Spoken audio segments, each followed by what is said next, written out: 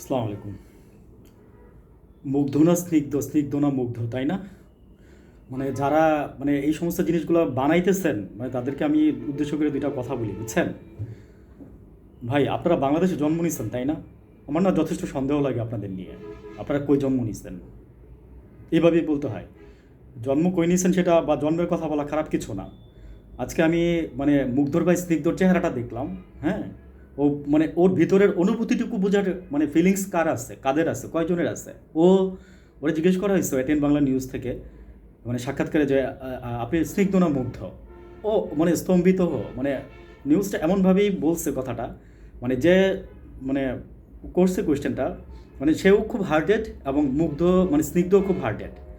হ্যাঁ, স্নিগ্ধর বুকের ব্যথাটা মনে হচ্ছিল যেন ওর চোখ দিয়ে বেরোয় আসতেছে।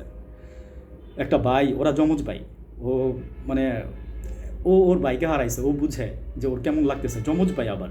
ঠিক আছে, একসাথে দুইজন ভাই চলতো, হাসতো, ফিলতো, খেলতো, সব জায়গায় ওরা বলছে, মানে বউ বলছে, স্নিগ্ধ বলছে।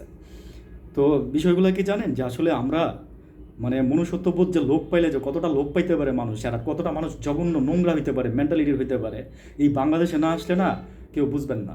যদি এই ব্যাপারে যদি অ্যাওয়ার্ড দেন না বাংলাদেশের মানুষরা, তাহলে দেখবেন যে বাংলাদেশের মানুষ অনেক অ্যাওয়ার্ড পাবে পৃথিবীর মধ্যে যদি অ্যাওয়ার্ড দেওয়া হয়।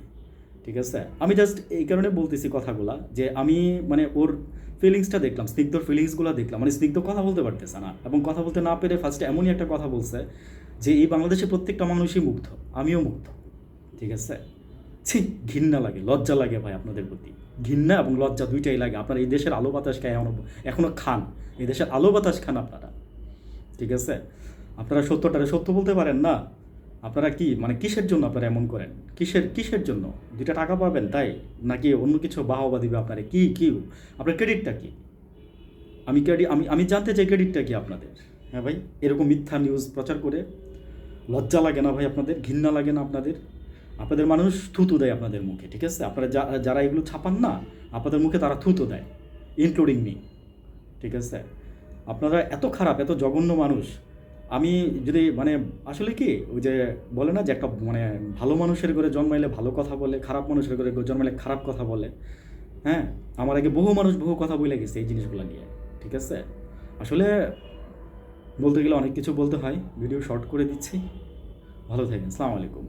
একটাই বলবো যে ভাই, সত্যটারে সত্য বলেন, মিথ্যাটারে মিথ্যা বলেন। হ্যাঁ, কালোটারে কালো বলেন, সাদাটারে সাদা বলেন। ঠিক আছে, তাইলে হয়তো মানুষের ভালোবাসা পাইতে পারে। আসসালামু আলাইকুম।